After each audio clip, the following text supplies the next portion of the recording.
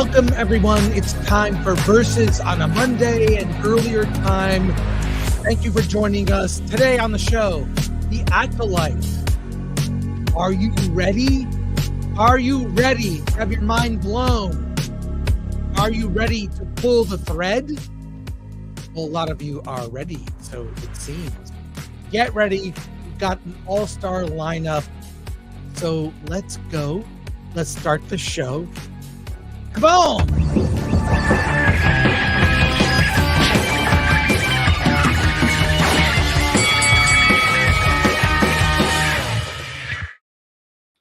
Hey, hello everybody. We've got mostly everyone here. Mostly everyone. So let's introduce ourselves, starting with the Verbal Riots. Hey, glad to be on the show, man. Been doing a lot of talk about the Acolyte lately, so I guess this adds to the number.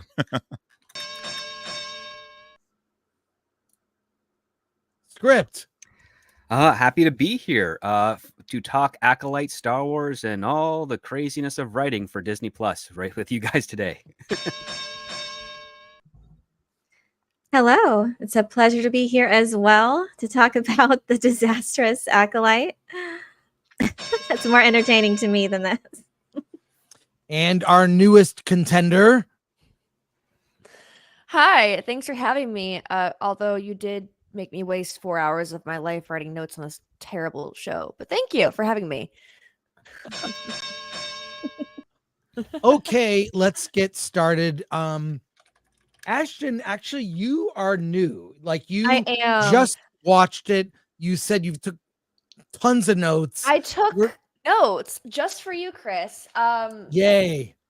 Can I ask you something? Is this show like a Please. versus thing? Was I asked to come on specifically like for a reason? Because no one here seems to like it. So I don't know who we're versing against. Yes. Well, Because it's called like, versus, but I don't think Disney? anyone's here to defend it. yeah, I think Yeah, we're, I we're guess- fighting Disney. But We're fighting Disney. let's get everyone's first impressions, starting with you, and we'll go around the horn. And others are joining. Every couple people. It's a different time. It threw people off, so we're gonna see. But jump in, like Ashton. Tell us your overall impression. I would definitely say it's I'm not surprised with Disney constantly making blow after blow after blow, despite their incredible budget they could be using on costuming, on writing, on proper editing, post-production, and yet they don't use it. They continue to make these movies and take not just other franchises but their own franchise into a bigger hole. As a cosplayer, one of the first thing I notice is how cheaply everything looks, whether it's costume or makeup or props. Everything just looks very cheap. It looks like a fan film to me. It looks like a very overpriced fan film, which is depressing because, again, Disney has this amazing budget they could work with, but they don't seem to want to use it. Yeah, I mean, and that's almost an insult to fan films. I like. There have been some There's great fan films better than this. There's Star Wars fan films I've seen that are better than this. Yeah, there are Troops by Kevin Rubio. Look that up. Oh, that's Brilliant. the best one. It was made in the late 90s and blew everything away. It set the gold standard, and it still holds up. But Elaine, what are your thoughts? Because you've now seen it. You've now seen it. Overall impressions. I mean, we all deserve better. Fans deserve something that stays true to the mythology, of course, but just in general, audiences as a whole, lore aside, deserve a coherent, entertaining story. And this just defies all of that. It's just anti-entertainment. There's the writing, directing, performances. I mean, you have good actors in here, but they just have to adjust to whatever level of quality of the show is. So unfortunately, they've been downgraded to match that, and it's we just deserve better. And Disney all too often wants just people to accept and but no matter the quality, just consume, and we deserve better. It's not even just Disney. All of Hollywood is just terrible at their writing lately with their character development, their plot devices, everything. It's like they forgot how to actually write a proper story, and not just a script, a story overall. It's very sad. And joining us here, George the Giant Slayer. How you Thanks doing? for coming in. Ashton mentioned script. So, script doctor, I say to you, please give Well, us your thoughts. I will say this to Ashton's point. When addressing Disney, she's right. The rest of Hollywood, they know how to do that. We've already had about 5 movies this year that are relatively good. Yes, they're not doing well at the box office, but that's more to the fact that the habit of going to the theater and being disappointed has been so great that why are people going to risk going to the theater for something then, and when they could just wait for it to be on streaming and then get a better experience because they don't feel like they lost $100 on a family night to watch a movie on such a risk. But with this Acolyte, it only has one good attribute to it out of all the other Disney Plus Star Wars shows, and that is this is the first Disney Plus Star Wars show that isn't about Star Wars. It is, I mean, it's a terrible show, but it's about 2 sisters and a murder mystery that could have taken place in any other genre, in any other time, in any other setting. And I'm like, that's really refreshing because all of the Dave Filoni stuff, it's about other Star Wars things. It's about Thrawn. It's about Rebels. It's about the Return of the Jedi. Or it's something about already existing Star Wars where we're getting nothing new. Acolyte, it gives us a new premise, but it's so terribly executed. But to the point, I will say this. Leslie Headland, as bad of a writer she is, she has better understanding of character, structure, and ideas than Dave Filoni. And that's a really low bar to... Does she, though? Yes, Wow. she does. She 100% does because it's such a low bar. Dave Filoni is your fan film writer who just is like, I love Star Wars. I'm going to jump in the Star Wars sandbox. Look, it's Luke. He's fighting a stormtrooper. Look, it's Luke. He's fighting a robot. That's all Dave Filoni knows how to do. But then And if why you make get it in a Luke Star Wars Skywalker, universe who to does begin all the other with? stuff. I'm sorry, Yeah. what was that? Then why make this movie in a Star Wars universe to begin with? Why not just make a whole new universe to write the story in? Well, no, because Star Wars itself is about stories, and the setting of Star Wars is where you tell those stories. The original trilogy is a farm boy who becomes a rebel and then becomes a Jedi Knight. Why does it have to be set in Star Wars? Well, because that's the setting with which you tell that type of story. It's a common type of story. That is what Star Wars is best used for. But when you make Star Wars about Star Wars, you are diluting the brand and you're making it useless. There's nothing wrong with having a really fun. How do you do a murder mystery in Star Wars? Because you've got Jedi deceptions, you have advanced technology, you've got a larger landscape of an entire galaxy. Those are fun things to do. But the thing is, they're not exploiting it the way they should be for this type of genre. Or for this type of setting. Instead, we're getting really like lazy exposition, characters that are incompetent and unbelievable. Like, why is the young Padawan saying, hey, we've got a twin here, let's have her pose as her sister to get information, when that should be the mentor doing that and using that as a setup to teach his Padawan, teach his Jedi is like how to use your skills beyond what they normally are, so that when the mentor is pulled out of the picture for whatever reason, they have accumulated the new skills that he has been teaching them over this investigation to, attain victory. We don't have those types of setups because we're already giving those away to the youngest of the group. It's really incompetently done. But I will say this. I mean, as terrible as it is 1 point out of several negatives better than Ahsoka. Because it's not about Star Wars. I disagree. I thought Ahsoka was way better. No.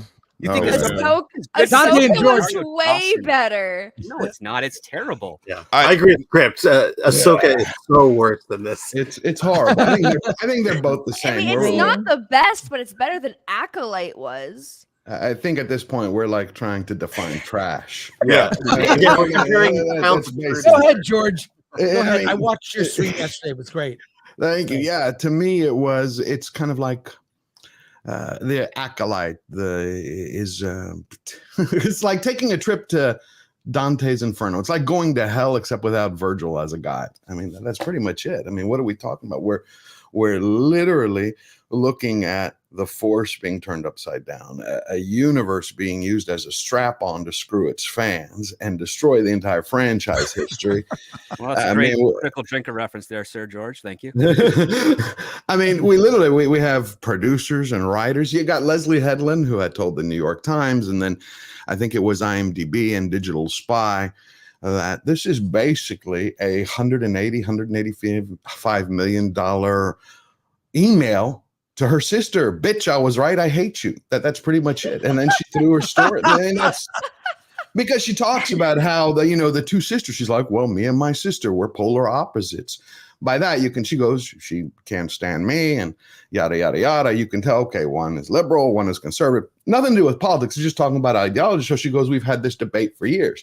And then she goes, that was my primary crux of the show. And then my father started having problems with his health. So I threw a father figure in as a Squid Game. I forget the character's name. Soul. The Korean guy is named Soul. Soul. Okay. So the point is, I mean, I know that artists, you take inspiration from your life. You're going to be moved by such things, but why didn't she just name them? This is Leslie, and this is whatever her sister's name is, which she never announced. I mean, OSHA. You can't be more original than OSHA. I'm like, okay, occupational safety hazard. Oh, is her sister's name FEMA? When you think about it and you really break it down, what is there? We could take scene by scene. The one that threw me the most was whoever the master was that was levitating in meditation. The 20-year-old an old man. Yeah. You're telling me again. You mean Barry Gibb?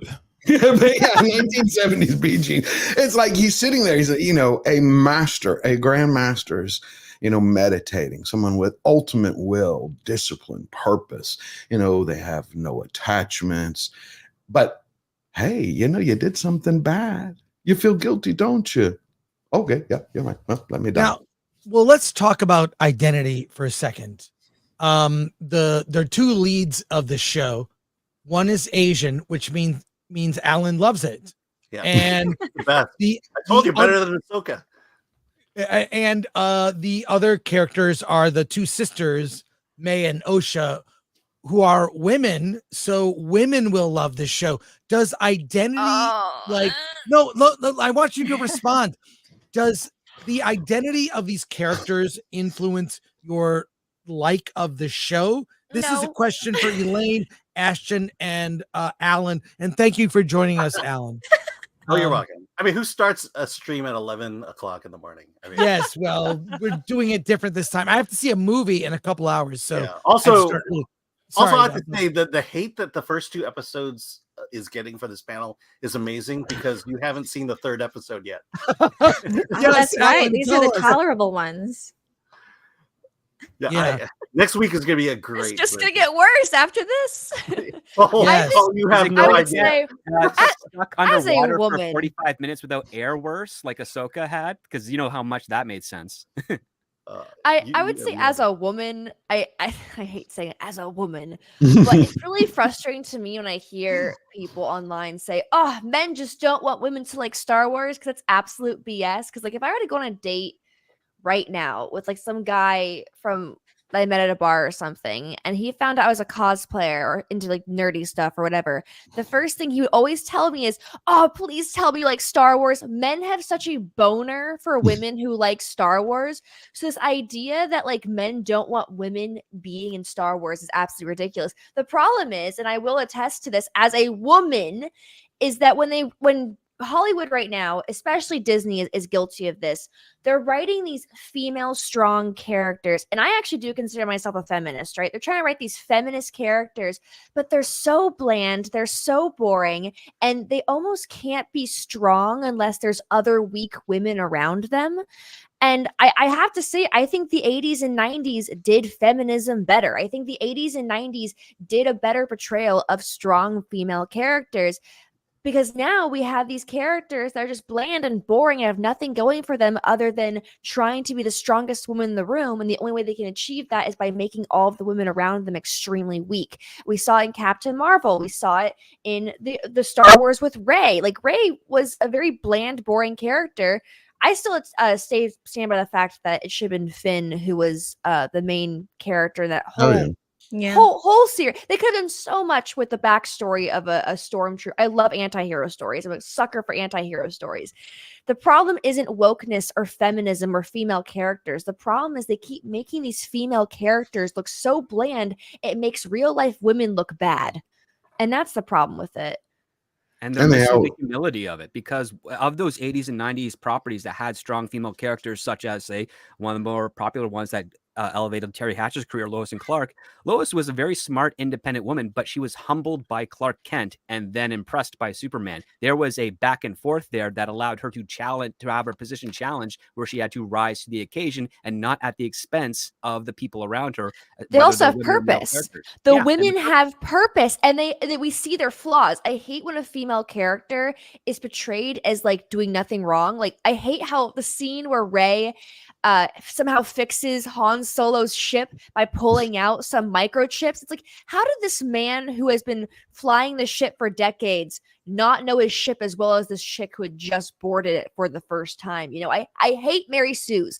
You know, to make a Star Trek reference, I hate Mary Sue's. I like when my female characters are flawed and make mistakes and do things and have to learn from them.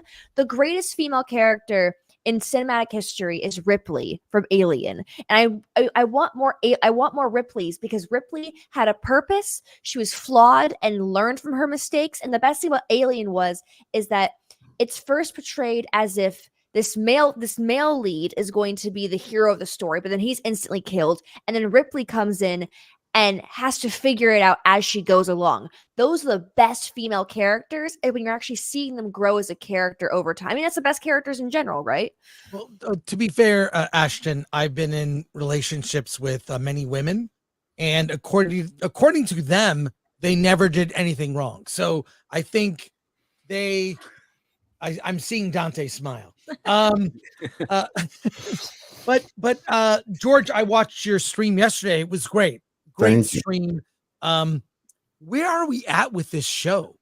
I mean, we're going to talk spoilers now. We have to get into it. Okay. And you've seen George 3. I've seen 3. I haven't seen 4. I've seen 3. What I didn't like, well, one, I also think the casting is off, but there was something on the stream that Ryan threw out there, which I disagree with, but it was an interesting theory. He came up with this theory real quick that he was saying, what if the two sisters, you know, after they're, you know, we see them in 3 as girls, like what if later on you had again, FEMA kills OSHA, you know, or one of them kills the other, and it's kind of like a Fight Club thing where she's imagining it as an adult, and it's actually her having. And I said, I don't think they're talented enough to write something like that. The whole Fight Club theory you guys were discussing, that does not play out. That's right. not. That's what I thought. And OSHA was. Sorry, go ahead. Yeah, wasn't OSHA with Soul while the other like stuff was going down with Torben, and that? So doesn't that confirm that they're two separate beings? Right, yeah. But he was saying that whole. That's why I said I disagree with it. But it was an interest. He was like, well, how you had Tyler Durden and. That could have been cool though. That could have been, but I don't. I agree with you. I don't think they would have had the. Well, also to make it unique and compelling in its own right, I don't think they're talented enough to pull that off. Yeah, Ryan was trying to write a better show. He was. There's 100% one way they could do it, and it'd be the biggest cop out ever, and that is that the sister is a forced projection from OSHA. Yeah, interesting. Well, you know what I didn't like about episode 3? Episode 3 to me is where this is what I got from it. The force is the patriarchy, and the thread is the matriarchy. The thread is the way. This is the way now. I feel like and I have no justification for this, but I feel like they're redoing Luke's story. Like I don't know where the season is going to end, but it just feels like they're redoing. Well, Luke. That's what they do with Rey, right? They just basically gave us Luke with no dick. Yeah, there you go. And less flaws. That's basically what it was. It was just Luke with his dick cut off and no flaws. Like Rey can do no wrong. Well, they also gave us Luke with his dick cut off as well.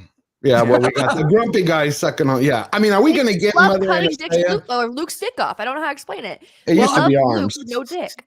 It used to be. When you see episode 3, what it does is, I think when that plays out, it's going to imply that Anakin was created by these coven of witches. And I got to read something. I got an email this morning from a guy. I don't want me to say his name. Duke Beach said the forced thread concept was stolen from a comic book that came out in 1989, Excalibur issue 15. he says Jamie's power allows him to perceive the universe as a mass of quantum strings, which he can pull and twist to alter the fabric of reality to his whims. I don't think that Leslie Headland is smart enough to have read a comic from 1989, banked it in her head, and reuse it for this script. So, what I'd like to know is the way they were treating him is like, we can see, everybody can see this, but I feel it more in episode 3 is that you get that the Jedi are continuously being turned into like the villains. I mean, did you get that? They're cops. I'll tell you what. I mean, I'm not gonna lie. I'm that girl who kind of low key agrees with Anakin Skywalker. So, which part? not the killing of younglings part, but like honestly, well, we can get into a different episode if y'all want to talk about it. I think Yoda's the biggest jerk in the whole Star Wars franchise. I think they did Anakin dirty. I believe in justice for Anakin Skywalker. Justice for Anakin. That's for a different discussion, though. Interesting. I like that. After thinking about it a while, in this series, the Jedi come off as basically cops, the defund the cops kind of cops. They're not treated with any kind of respect. They're not the good guys, definitely, and which confuses me because when you see episode 3. They do a bunch of cop-like things. It's like their child services. Then there's something really missing in this story, and I feel like we're going to revisit what happened and what turned these Jedi into the people that were worthy of dying, basically. Well, I could tell you, I could definitely tell you what's missing from the show, and just missing from Star Wars. Period. Masculinity. Masculinity is missing from Star Wars. Right. Yeah. I mean, the story's bad. Look, man, when I watched the first 2 episodes last week. I had just came home from the doctor, found out I might have an ulcer, and the first thing I did was watch The Acolyte. I probably shouldn't have done that because I think it made the ulcer worse. Look, Star Wars has always had like spotty stories, okay, but at least they gave us characters that we loved, right? This isn't Star Wars, man. This is a D&D campaign. This is something that really is low. It's just a fan fiction, man. Yeah, this is fanfic. This isn't Star Wars, and I think after watching those 2 episodes, I'm holding on for episode 3, but I don't know if I can keep doing this to myself. Like, I don't know if I can keep watching this shit, man. Like, causing the ulcers. No, really. Like life is bigger than this. Like, there's more things to do in life. And and then you got Jedi beaties here. It's Biggie Mall. It looks like freaking Martha Dump Truck. I just look. Star Wars is not going to get any better, and I said this on my show last week. The prequels, the original trilogy, that's as good as we're going to get. That's as good as we're going to get. It's not going to get any better. We're not going to get better Star Wars stories. I mean, so if you love the original trilogy, if you love the prequels, hold on to it, man. Hold on to that because it's not going to get better than what we had. I mean, an examination of the Sith could have been very interesting, and I think there could have been really good potential with that because that's a very fascinating part of the mythology. But why do they feel the need to just reduce the Jedi to this state and right off the bat, like from the title card, they are throwing them under the bus? They're making them seem like they are policing other Force using groups. They say that only a powerful few can learn the Force, but they have to do it in secret or risk discovery. And it makes it sound like they police other Force using groups, not even dark side users, just to watch out for them, but only Force users who abide by the Jedi Code are allowed. That's how they started the series from that wrong foot. Well, then what's the Sith then? It's like it implies the Sith doesn't exist. Wait, let's take a look at this from EBN, Echo Base Network. Shout out to them. Episode 1, The Acolyte. It is the era of the High Republic, a time where there are no white males. The Jedi use the pronouns they, them, and carry pink lightsaber lassos. Enter the magical world of the Acolyte, set 100 years before the real Star Wars movies, but containing modern day themes. Your reaction to that? Chris, I mean, it goes back to what you said, Chris. They're trying to make a boys brand a girls brand. They're trying to force it. They're trying to force this. Brand. It was originally a boys Star Wars brand. has always it been a wasn't. male-dominated thing for the longest time. Men like it more than women, maybe, but it's not. No. I got to correct you on that. After Return of the Jedi and before Phantom Menace, we are the ones who kept Star Wars in business. Boys, men bought those figures, those lunch pails, those comic books. Some girls did. Some girls did. But come on, being a Star Wars nerd back in the day was not a cool thing. It was not cool. It was my tweet that went viral. That one of the biggest mistakes in entertainment history was turning Marvel and Star Wars into girl brands. So let me say, by the way, Star Wars is a boy brand that women can like. Yes, that's exactly what it is. Ashton, who is Barbie for? I mean, that is marketed towards women, definitely. Yes, and guys can like Barbie. And okay, I'll just say not enough to sustain it. But it's different because was Star Wars ever directly marketed towards boys? Yes. Boys, everything. It was Who bought the toys? Who bought the toys? Yeah. You had like 99% boys and 1% girls. The person who I know who loves Star Wars the most, who has like an entire room in their house dedicated to Star Wars and Star Trek, who has been buying the toys since the movies first came out, is my mother. That's the exception. That's the exception, not the norm. There's 100 guys to every one girl, basically, who does that. I mean, it was always. It doesn't make it a boys' brand, though. It was a boys' brand that girls got to enjoy. It was marketed to boys, but girls could enjoy it, but it was marketed to boys. Yeah. Disney bought it so that they Knights cornered the boy brand market, but Disney does not know how to sell to boys. That's their problem. That's why they turned it into a girl I am brand. going to disagree with you. We can agree to disagree. However, I will say this, is that Star Wars does have a huge female audience now, and Disney is trying to market off of that same female audience, but they're failing at it because they don't understand how to write female characters. I agree with that. But how big is the female? I'd like to know how big that female base. That's what I really. And what does it break down to? Are we talking about women who were in love with the original trilogy, or are we talking about a new generation? That's what I'd like to know. Most women I know like the original trilogy the most, or I like the prequels more, but I'm also not a huge Star Wars person. I'm also a sucker for anti-hero stories and hero to villain stories, because that's just me. But most women I know like the originals. Like, did you like Rey, or who was the one? I hated Rey. The purple-haired one in Last Jedi. Holdo. I can't remember these names. I remember everybody. I don't like in the any of original. these new female characters. Yeah, I think not they're written strong. poorly. I think they're written bland. I think they're written in the worst way possible. It's almost an insult to women. And again, I will say this: I consider myself a feminist, but feminist characters were done best in Hollywood in the 80s and 90s. Amen. One of my favorite is La Femme Nikita. From I'd the say it's in original 1977 when the movie came out during the summer. When I went back to school in the 4th grade, I can tell you, I made a lot of guy friends who were fellow Star Wars fans, and not a single girl was in that group. Yeah, the thing is girls liked it, but you cannot sustain it. You can't small focus. population.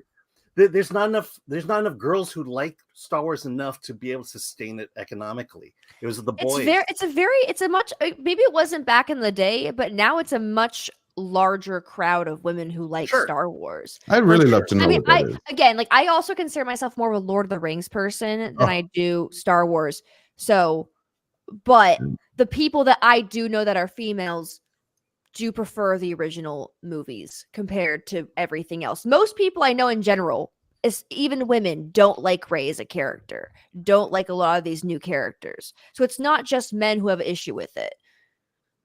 I mean, there may be more women who like it goes back to the lack of masculinity, though, right?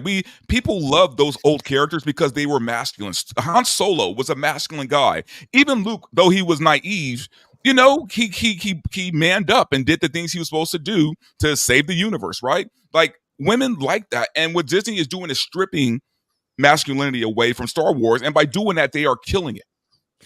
Ashton, let me explain it this way, okay? Mhm. Like, and I know also Anna, that Star Wars girl. I know you know her, are friends with her. She's Oh, I a love Anna. massive Star Wars fan. She has geek cred.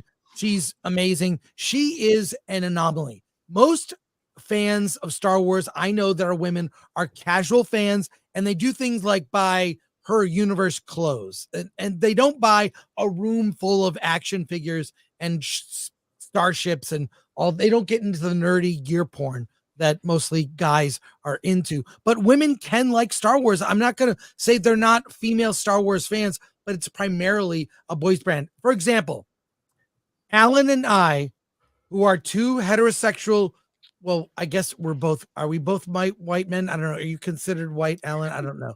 No. He and I are going to Please start, don't let me identify with your group. we're going to start a women's cosmetic brand. I think we would do a terrible job of it. And I feel that many of, and not to say there have not been amazing women that have contributed to Star Wars. Carrie Fisher, Marsha Lucas. Lucas won an Oscar, but Mhm. primarily it's for boys and best understood by male creators. I know I'll be taken out of context. It sounds sexist, but it's so obvious to I me. don't think it sounds sexist. I think what I think's coming down to, I think you guys are talking about statistically men like it more, which I can agree with. Oh, No, okay. I think So it's then we the don't community. disagree. What would we? I say it's like 95% men. That's a brand for men. It doesn't mean women can't enjoy it. I would have. No, I know that's not what you're saying. No, I'm Yeah. not claiming you guys are being sexist pigs or Oh. anything like that. I just happen to know a lot of women who enjoy Star Wars. That's all I'm saying. Well, here's the And problem. I wasn't. Yeah. I'm sorry. Here's the problem. Let's take your argument as fact that it's equal boys and girls. It's not Or equal. I wasn't saying that at all. I'm just saying for the sake of argument, let's accept that. The problem with Disney Star Wars as of late, from I'd say Kenobi to now, is that it feels like they've completely cut off the boys from Star Wars. And that this is I can agree with that statement for sure. It definitely feels like they're trying to market it more toward. I will agree with you guys on the statement that they're definitely trying to market towards more women who aren't already into Star Wars. But the problem is, people who already don't like Star Wars, you can't really convince them to like a franchise they already don't like. Yeah, they act like that. they're going to win over new female fans who have never seen Star Wars. Mhm. Well, here's the question that I had asked yesterday, and I wanted to know what everyone thought here. Chris and Alan, I wanted to hear what y'all think. I've always viewed that ever since Disney bought the franchise, and then you had Kennedy come out with, the whole Force is female, that I've always saw it as a competition, a race. Like, she wanted to build what I view as this female-only brand, or a new female-led brand for a new generation of fans, while getting rid of the old fans, right? But to get there to the end line before they run out of money or their brand is completely destroyed. And I kind of have this feeling, obviously no fact, but just a supposition, a deduction better, that the Acolyte was almost created as a way to make it so putrid, so disgusting, where no Star Wars fan from the past will ever want to watch again. Not be angry, but be completely apathetic. Because think about it, every series, every show that they release, you have the fan base who comes together and goes, this is trash, this is bad, this is where it's right, this is where it's wrong. Well, there's nothing really right. And they go and they tear it apart. And I think they want to get rid of that, kind of like an anchor. What do you think, Chris? Oh, well, Epic Mike just showed up. Can you jump in and give us your overall impression, Mike? Hey, thanks for coming. First of all, I apologize. I slept through my alarm. I was like, well, they started 3 my time. No, it's all good, man. I almost did the same thing, mate. But what are your overall impressions, and we'll dive back in. Yeah, the Acolyte's bad. I said to somebody before, like Obi-Wan was bad. There's been bad Star Wars. To me, the Acolyte is the most apathetic I've ever been to a Star Wars brand. I think it's the most mid. But also I think it understands Star Wars. It's the most fundamentally un-Star Wars project they've created up till now. It doesn't play with any of the themes. It's trying to explore things that have already been explored in bad ways. This idea that there's no real morality, that Jedi are just like kind of everybody's on this weird spectrum of gray. A buddy of mine sent me an interview where Leslie Headland talks about the fact that she's like straight up a Sith. Like, oh yeah, you're a Sith, Leslie. Like, you know, she's like, yeah, I'm a Sith. Like, my lightsaber would be red. And so when you're coming from a place of like, I'm a bad guy or whatever, you know, you're like, no, I'm not a bad guy. I'm just misunderstood. That entire concept. I mean, first of all, it's baloney because that's not what Star Wars is. But there's this constant growing thing within. It's growing within media in general. Is this idea that bad guys, villains aren't really villains. They're just misunderstood, or they're not really bad. They're just like morally gray. And people that are like stringent or actually hold themselves to certain levels of morality or actually hold themselves to certain tenets. They're the ones that are backwards. They're the actual evil people. And I think that, you know, you get interesting shows like Breaking Bad that explores like you're rooting for the villain, and I think people just fundamentally misunderstand. Whereas like in Star Wars, like the Emperor is a bad guy. He knows he's a bad guy. He likes being a bad guy. Like Sith like being bad people. They do not care about being understood or anything like that. It's about power. It's about how power corrupts. It's about how absolute power corrupts. This show does not get that. Also, the rest of the show just is garbage. Like the costuming is garbage, the acting is garbage, the cinematography is garbage. Everything about it is just bad. Like I went through the show with a friend of mine, and we were just looking at like the costuming and how poor it looks. It looks like I've seen cosplayers do better jobs with a quarter of the budget it would cost for one of these costumes to be made, you know? And when I told them the budget, they were like, where's all this money going? We were just saying the exact same thing. We did an incredible budget. And as somebody who is a cosplayer who spends weeks on end on a single cosplay, you know, I guarantee I could have taken the money they use on those cosplays and actually make something beautiful. I have noticed a lot with Disney. I've watched some of their films and TV shows coming out, and I can point out certain costuming and certain decor that I know for a fact they got on Amazon. So they're not even trying at that point.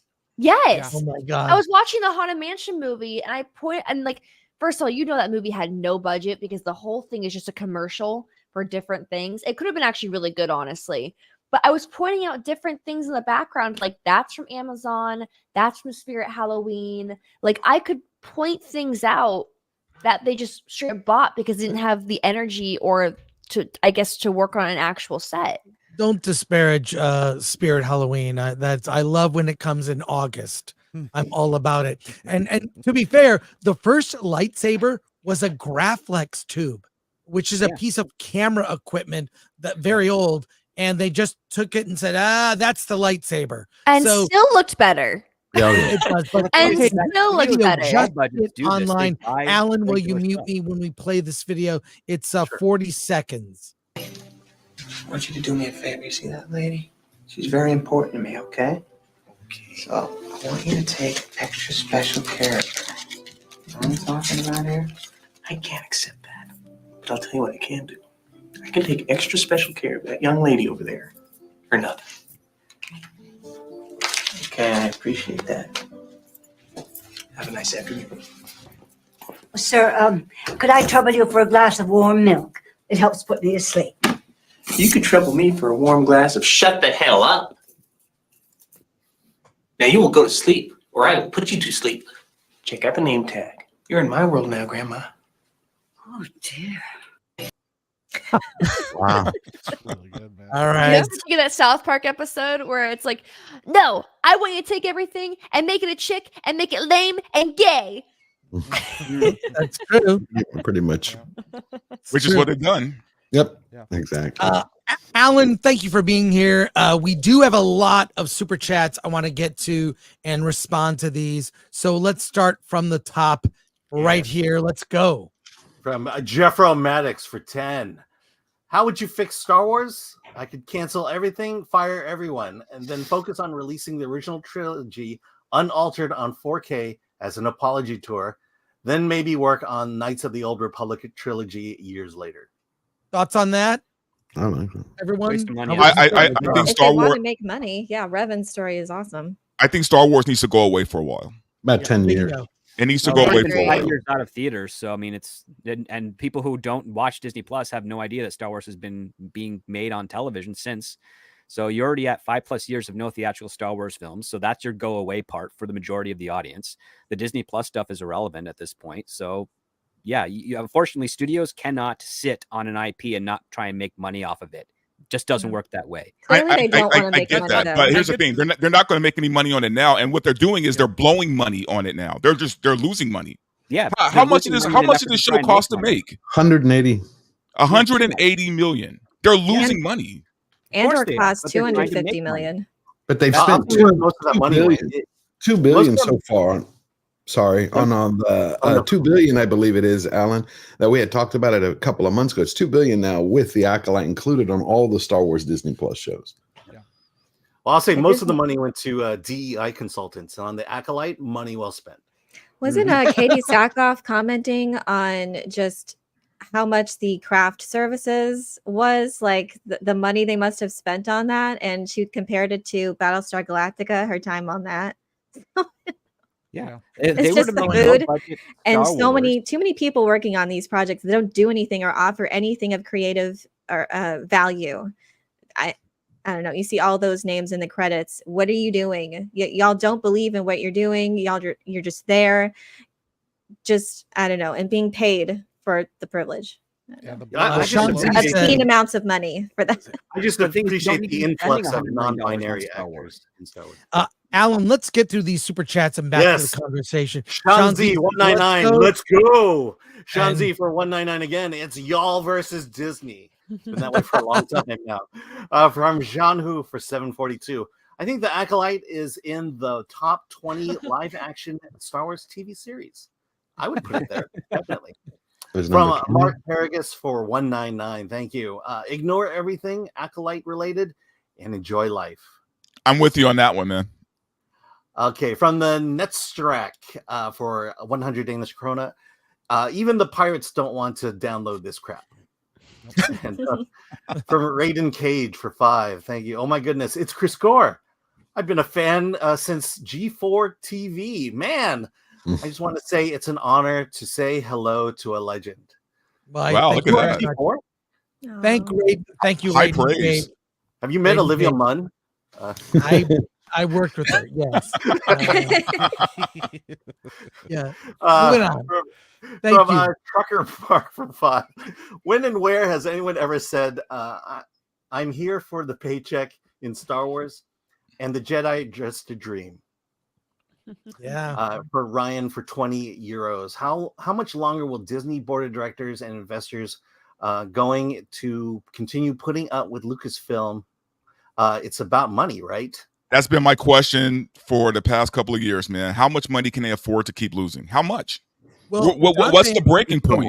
There's still Dante more. and I were hanging out with someone who may be working for some of these companies. He said that Marvel is righting the ship. Yeah. That they fired about 15 producers, all activists. They're gone. And it's going to take a couple years for things to like clear the air. And they are trying to bury Ironheart. They're trying to bury it. So, but Lucasfilm, they're doubling down. Why can't they fire Kennedy? Because what he said is everyone is afraid of Kennedy at Disney. Yeah. No one wants to Did she have recordings on people? I mean, what the hell? Oh, she has the In this tapes. industry for 50 years, George. She has created 90% of the people working today. Like she is responsible for that. She has a lot of power. The other part too is who wants to succeed Kennedy? Who wants to? Someone right to now, fix the only it. person that's in line is Carrie Beck, and the only reason I know this is because she has appeared on every single Disney Star Wars Plus show as a producer, and she's got a lot of influence, but she's also keeping into the background because until the trades start talking about her, you are never going to get rid of Kennedy because this is how Hollywood works. You don't talk about the successor until you're ready for the original person to retire or step out gracefully. If we're not getting any of that in the trades, she's or any never rumors, leaving. She never she's wants not to leaving leave until she wants to go. But script, the board, it doesn't look at. They don't care. Okay. No. Again, you are looking at normal business practices and trying to apply that to Hollywood, and I'm telling you that never works. And no, it doesn't. Yeah, they are afraid to touch her. Yes. Yeah. I mean, the board doesn't even invest in Disney, so they don't care.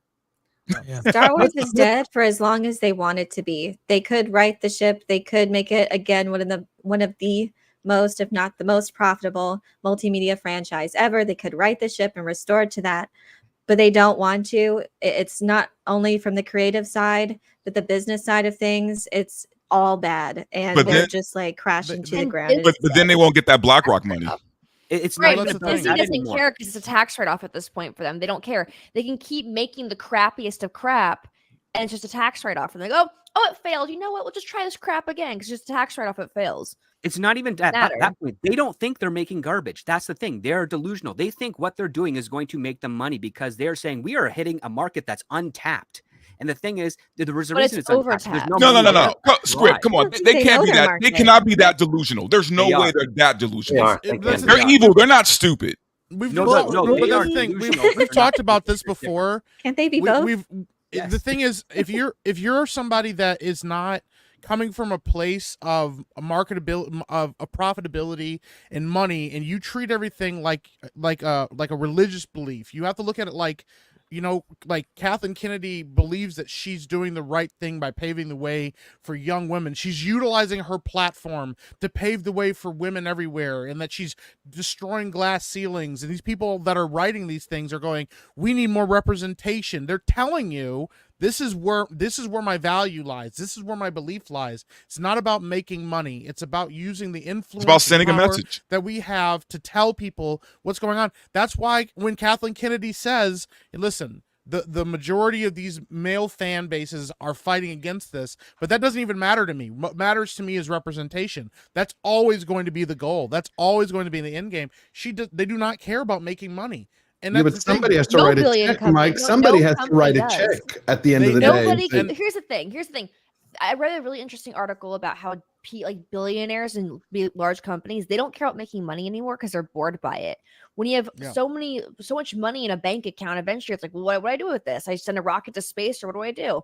So these people are just trying to basically do whatever they can to make what they think is going. They're basically putting all of their money into trash fires they actually think is good, is what's happening. They don't care about the Yeah. money at this point. They just think their trash fire is good trash. If Bill you Gates. and if you have somebody like an investor that says to you, hey, don't worry about the profit margins right now.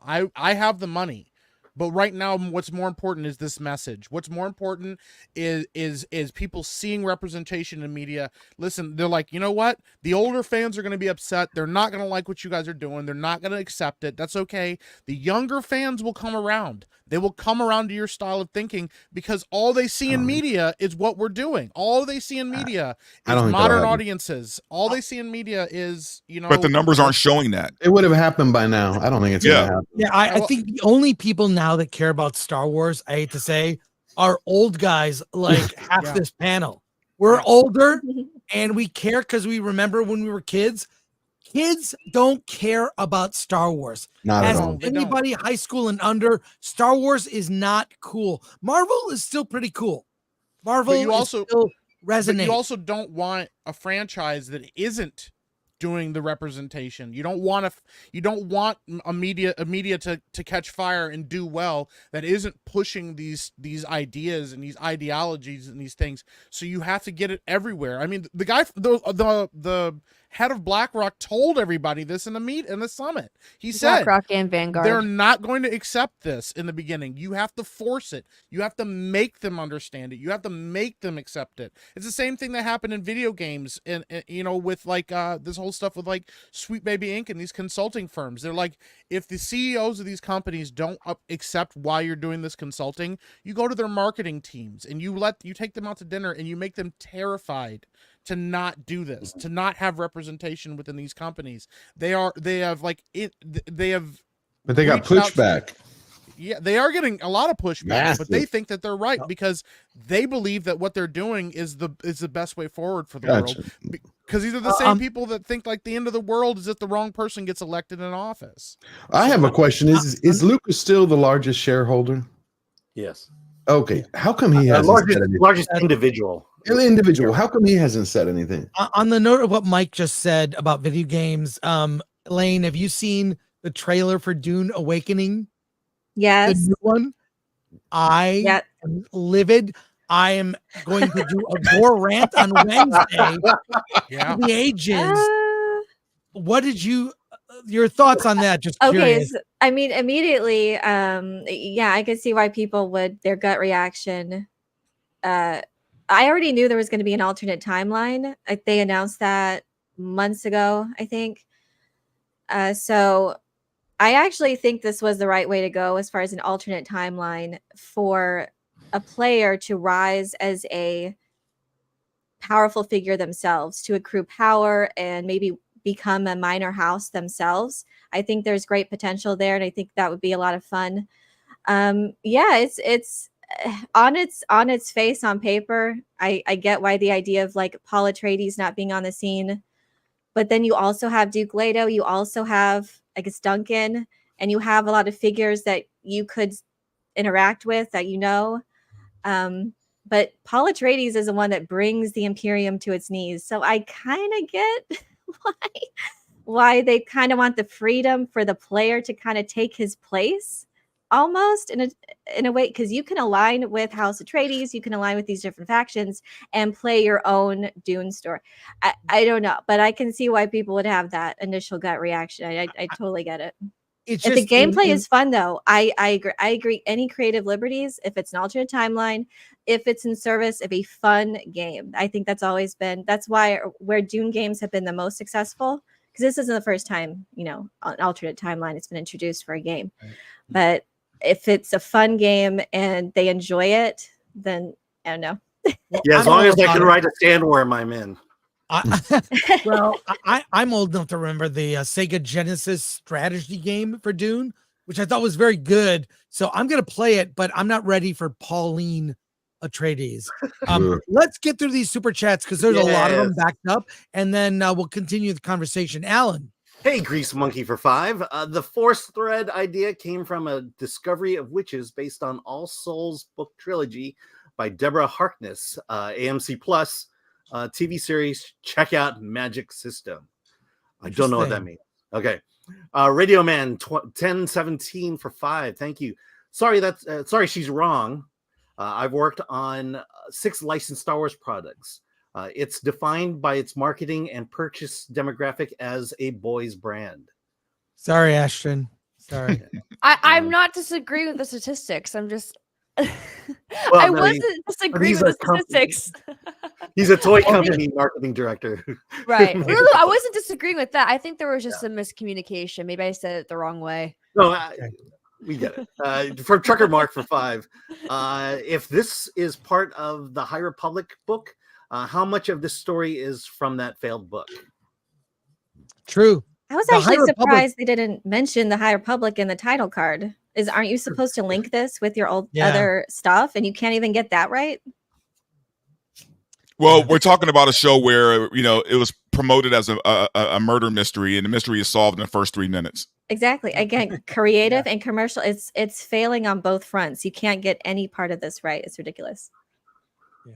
Let's keep going, Alan. Okay, from Aloha Boy for 499. Star Wars toys were sold as action figures, and the term created in the 80s to sell dolls to boys. Case closed. From Oliver Lavery Frog for £5. In the 90s, with the re-release, you could see more girls liking Star Wars, and it has only grown from there. Absolutely. No one's arguing that, although we were. From Sir Sukash Seahorn for 100 squiggly lines.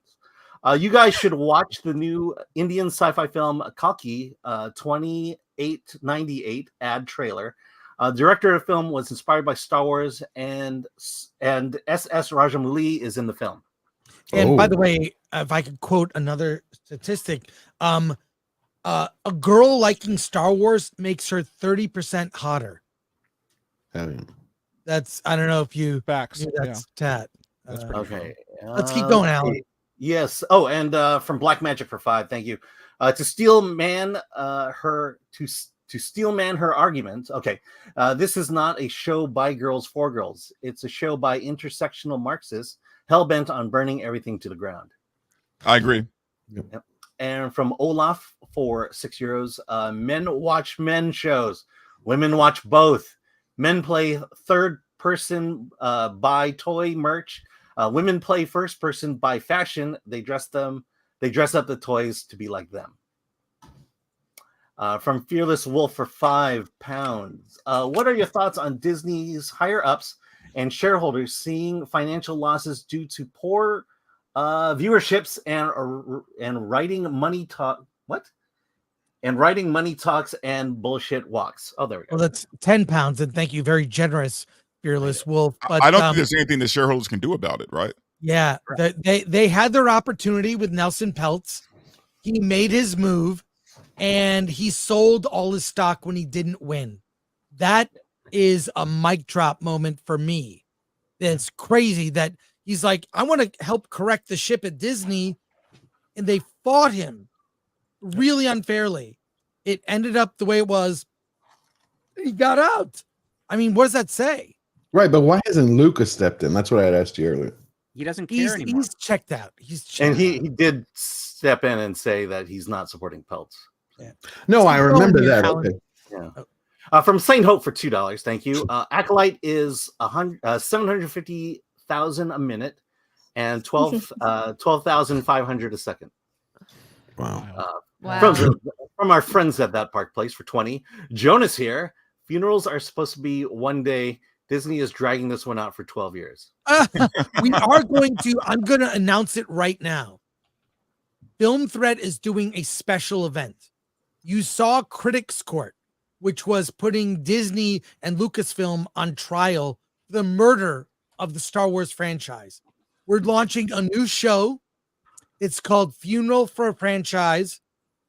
And we will be doing a funeral. It'll be an all-day event for Star Wars.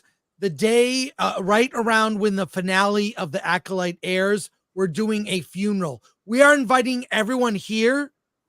We're going to invite the drinker, Gary from Neurotic, Ryan, everyone to come and give their eulogies. It is a formal funeral, dress in black. I want to see sunglasses so you don't get caught tearing up.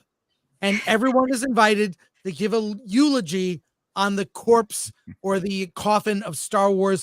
We will announce a date. We're doing a trailer for it actually right now, but it is going to be a regular show where we do funeral for franchise and come up with your most amazing eulogy that you can give for the franchise. You're letting it go. In some way, I think the reason talking about all this is popular, it's a form of therapy.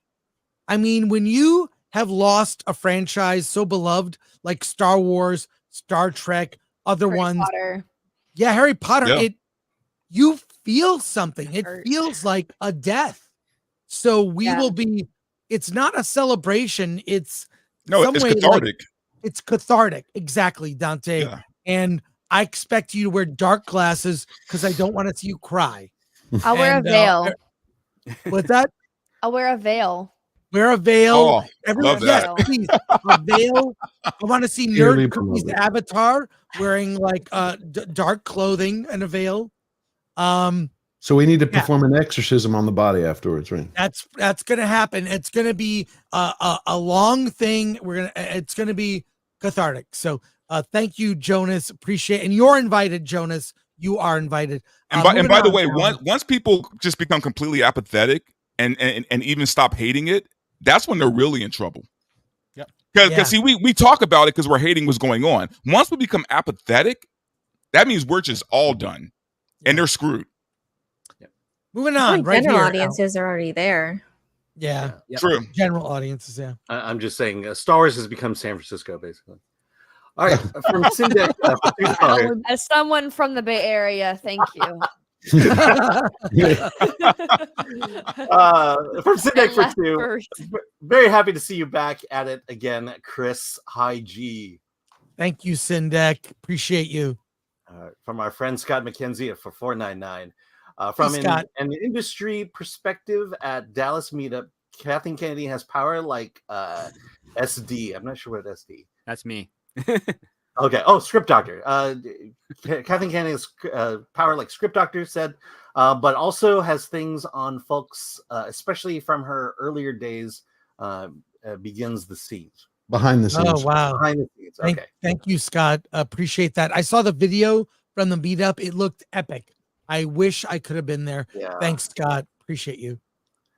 Let's see. From Netstrack for 50 Danish krona. About pirates not wanting to download this, it's true. Torrent seeder numbers are very low, or so a friend told me. Or so a friend told Yeah. me. They're not even pirating it. That's crazy. Keep going, That's how Alan. bad this is. J-Man for 5. Either you make some low effort money, or you can pretend to be a martyr for the marginalized Disney. Probably. All right. Francisco Sanchez Jr. for 20. I'm 53. I'm older than you.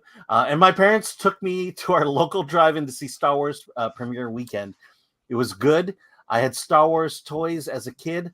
But for me, the 1978 Dawn of the Dead was released, and that was the movie that blew me away. Love that movie. I also saw it in 1978. All right, let me okay. From Grease Monkey for 5. Alan, what that means is check out the show. You will find that the magic system is based on threads and feels an awful lot like the new female force. Yeah. You'll see tomorrow. Everyone will have Ew. seen episode 3 of The Acolyte. It will break Star Wars like The Last Jedi did. I promise you, it's going to get worse from here. Yeah, That's right. we're seeing a movie tomorrow night, and once we get out of the movie, once the movie's over, I'm going right to Twitter. Just Insane. Go ahead, Alan. Go ahead. From Lord J for 5. No eulogy needed. Just play that "I should have cried" like Luke Skywalker when Luke Skywalker died song. Says it all. I love that song. Look it up. Look it up. All right. From Jonas J. Campbell, our friend at That Park Place for 199. It's almost like I set you up for the reveal. LOL. That's right. Jonas, thank you so much. You are invited to the eulogy. And from Rumble here. From Rumble, Lone Wolf 126 for 2. I know you guys are not finance guys, but when does the debit to income ratio get so bad that the stock takes a major nosedive? It already has, hasn't It it? already has. Yeah. Like Disney's going down. I don't think Disney's really had good numbers since Frozen, honestly. Yeah, Like Disney's been going down slowly but surely, but now it's really taking a nosedive. Like it's not. Well, Endgame, right? I mean, yeah, that's true. Endgame did really well. Yeah, but with Disney hovering around 100, I think people are expecting it to be much worse. Which is unfortunate because 100 is actually really good for a studio stock level. Like that's the thing. Like as long as they're able to maintain that, they're technically in good standing with their competition. It's not ideal. I mean, their highest point was like what 220, but before Marvel even got into the picture, the highest Disney stock ever got was like $40, and that's where it should be. A quick comment: Star Trek Critics Court will be this fall. We moved Star Trek Critics Court to the fall, but we're starting the funeral. That'll be the new thing. We're gonna have a summer funeral. All right. Yes, summer funeral. Go ahead, Alan. Keep going. From Conchu for Conchu66 for $13.99 Canadian. Thank you. In episode 3, is it just the Coven's interpretation of the Force, or are they actually redefining and changing the Force? I guess remains to be seen, but they change it because they almost say that the interpretation of the Force other people say that's wrong. We have it right. Oh, so they're fundamental. We could read it both ways. What do you think, Alan? And or Yeah, I think there's an aspect to that where it's the witch's interpretation of it. But what I felt after the 3rd episode was this is so far from my understanding of Star Wars that I'm out. This is not, their interpretation is just not anything I ever associated with Star Wars. The question I have think is, I said it right in the beginning. Like, are these the bad guys saying this is the interpretation of the Force, or are they trying to be presented as the good guys? Because that's the big question, right? Exactly. We've had for the last 10 years, we've had bad guys say things that fans who don't like it, which justifiably don't like it, have been saying, well, that's what the writers are saying. But anyone that knows screenwriting, anyone that knows direction knows that the bad guy is not the voice of the writer. The bad guy is the counter argument to what the writer is trying to do. The whole let the past die, burn it if you have to, that's said by the bad guy. That's not necessarily the voice of what Rian Johnson is saying, because in the actuality of that movie, even though it's a terrible film, Luke comes back, saves it, and they're all in the hope and whatever, and Kylo is proven wrong. But it's the fact that you can't interpret it. You have to remember, like, if the bad villain is saying something, that's the writer telling you this is the bad idea that we're fighting against. Even if it's a bad movie and it's a poorly executed film, that's what they are doing. That is the default part of it. If you are writing a script where you are pro bad guy and you are trying to make the bad guy into a good guy, well, guess what? We as the audience are never going to recognize that that's the bad guy. We're going to a great example of that is the Dark Knight in the Joker, right? It's very complex character. Yeah, he was definitely the bad guy. He was the bad guy, right? If he succeeded, Gotham would have burned, right? But it's not like we couldn't see his point of view, but we still recognize him as the bad guy. Batman was the hero. Yeah, that's not the way it comes across to me, at least. No, they're not doing that because you've already got a perception that you're putting on it. Because that's the thing, though. Bad guys have roles. And people have already shown that they don't. They should. It feels like I said in the beginning. It's like they're saying the force is the patriarchy.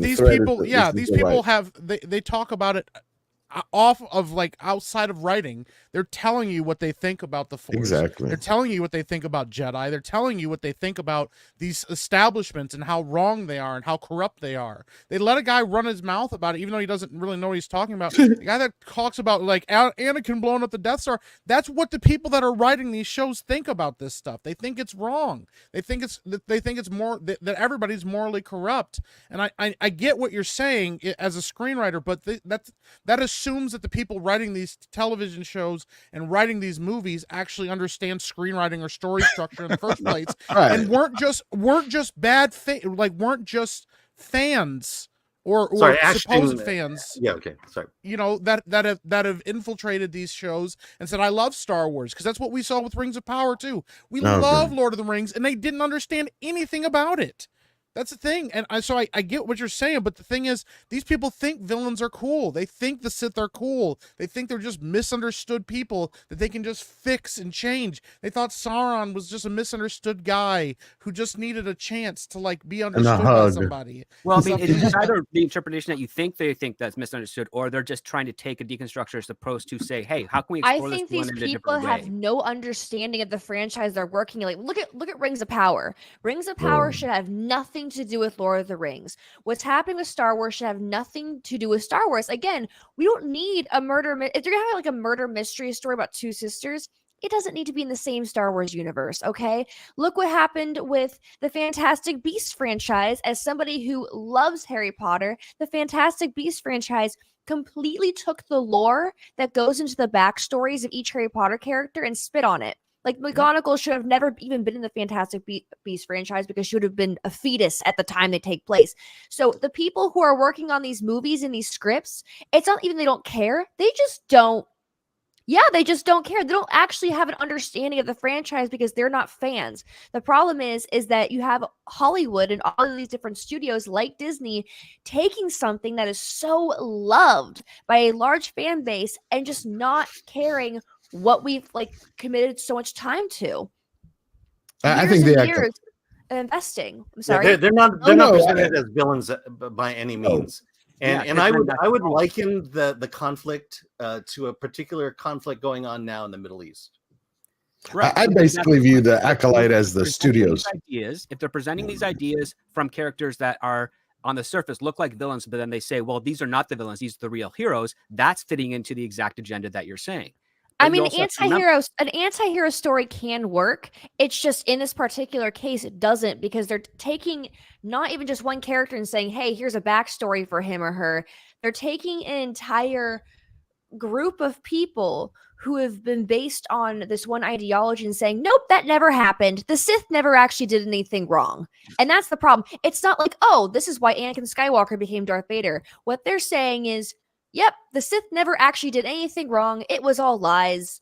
Don't look over here. What's happening right now is what Acolyte is trying to say, what the new Disney Star Wars is trying to say, is that everything you saw in the I believe Star Wars was late 70s, but mostly 80s.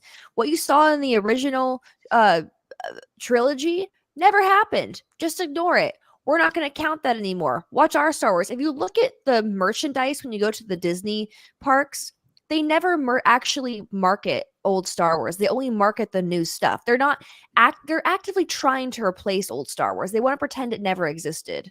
Well, they're Yeah, doing it's that the financially definition of because woke. they have to pay George Lucas a premium on his stuff. That's part of the contract that he signed. Mhm. So Here- why here's would the they thing, make more original trilogy if they're going to be losing that money to George, where they could just make new stuff and get it to themselves? So sorry, Alan, you were saying. Yeah, no, it's the what this series does is it's basically the definition of woke. What's happening is what they're setting up is that when you watch the original series, you're now watch it with a different lens. That maybe they weren't as good as you thought. That maybe that what the Jedi did, that there was something more sinister for what they were doing, and that's essentially modern day wokeness. Right, it's the Acolyte is American the- history is not about the founding fathers, but it was about the evil intentions of the founding fathers all along. Right. Go ahead, basically George. I know happening is- you've been trying to say something. No, What did what I you was say? saying is basically what Epic Mike. I agree with that, and I agree with what Alan was saying. Is that the Acolyte is the self-insert for the studio's ideology. I mean, I think Star Wars is just a brand that they slapped on there. This is what we believe in. There you go. Yeah, Exactly. Look, there's I'll just say one. It's not about good and evil, but it's about power. Power, And who yeah. holds They, that power. they said that even in the interview to IMDb. I don't know if it was the actress who plays Osha Female or was No, it's Leslie Headland. Jodie Turner Smith. Yeah, Jodie. Oh, Anna, mother. yeah, mother. Anna Smith. Anna. Let's blaze through these because they're really stacked up here. I want to make sure I'm putting up other comments on so people can read them. Let's go, All right, Alan. From Black Magic for 5. Here lies the story of a rural male who overcame every obstacle placed in his path to unite a rebellion and overcome a tyrannical force. May the force be with you. From Beardo's Secret Hatred of Quadriplegics. Oh, Beardo. Jesus. For $2. Is Beardo writing these super chats or on burner accounts? Yes. Yes. Olaf for €6. FMO. I'm not sure what that one is. FMO. What I caught of episode 3 is KK's attempt to rewrite the original trilogy. The Force is female, literally, as she has been shouting. The Force is female for years. Pancho Villa for $2. Tomorrow, does Film Threat become a Film Threat? Yeah, some people have misspelled no. it when they email me. Publicists will go, "I love Film Thread," so that happens. Actually, thank you for that. All right. Sorry, I'm just getting my font here worked up. Overthinking Star Wars for 10. Star Wars, Star Trek, Doctor Who, etc. have become voodoo dolls in the hands of witches who poke and mangle them to torture the fans, mainly men and boys, attached to them. Thank you. Olaf for Overthinking. €2. Darth Slipknot. May I am your mother. Yes. Yes. Fabian Saunders for 5 Australian. Thank you. I've heard that Leslie Headland wants to direct a Knights of the Old Republic series. I hope to God that never happens. Isn't that James Mangold who's doing that? No, it's a Dawn of the Jedi, like the original. Yeah, James Mangold is going even back further and explaining where the Jedi came from and where the Wills came from and where the Force got started and all that jazz. Leslie Which is Headland weird is basically doing that with this series. It's just Yeah. Disney's version of Knights of the Old Republic. It's But then the he gets High a- Republic. But Yeah, the he Knights gets of to the go all the Republic way script back. has been written by Letitia Kilgordis like years ago, and it's sitting on Disney's desk right now, and they're not doing anything with it, which is weird because she's fairly competent writer, and I think she wrote that before the whole woke ideology kind of took force. All right. Alan, let's finish David these up. Smart. Only 3 more. Okay. David Smart, member for 3 months. Hey, Chris, I'm glad you is okay and Bad Boys was okay. Bad Boys was okay. It was all right. It was fun. Nothing wrong Yeah, with it. so Thank Chris you. and For Bad that. Boys, I'm glad you're okay. Red French Moon for €5. On the Death Star, it's silly. It's like a gigantic spaceship, so a fair military target. It's not comparable to other questionable bombardments. There you go. All right. And from Red Scorpion 2006 for 5. You ask, why doesn't George step in and stop this? 2 words, his wife, Melody Hobson. She is a DEI activist. ESG capital firms feed this religious zeal. Yeah, true. That's right. She's on that board with oh God, what's his name? The She's The on one one who- of Morgan Chase boards. right? Chase. That's it. That's right. Yeah. Not only that, George Lucas really is a guy that's dedicated to his kids and spending a lot of time with his toddler daughter. Like he that's what he's doing. No, I get that, but I still remember when he sold it, when he was it Charlie Rose that he was saying, "I'm selling this now to slavers" or something. I'm paraphrasing. White slavers. Right. He made that comment, and they didn't cut it out. They ran it, and then Right. he had to apologize. He had to apologize. Like, I don't know. I just feel that where we're at is because everything corporate, forget woke, everything corporate turns to shit.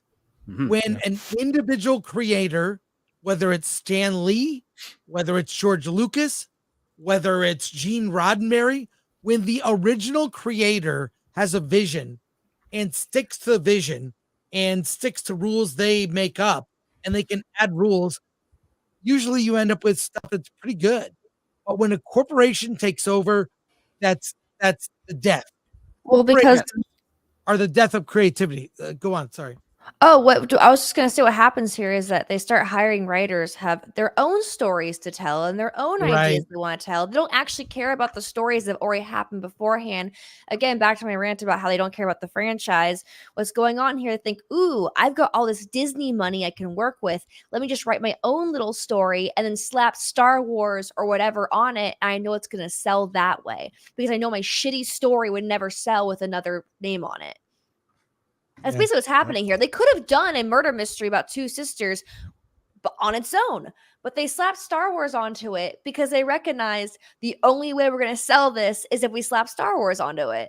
And it still doesn't work, but they don't care. One part that's a flaw to that is that you think that's how it works. In fact, Kennedy and her team come up with stories, and then they put them out as open writing assignments, and writers come in to pitch their best take on that, with the exception of Leslie Headland, who actually, when Disney said, we're not taking any pitches anymore, Leslie said, screw that. I'm walking up to Kathleen Kennedy. I'm going to pitch her my story that I want to do in Star Wars. And then Kathleen Kennedy said, hey, how about you make it a bit more intimate to your own personal life? And therefore, that's what Leslie Headland said. She then made it about her sisters.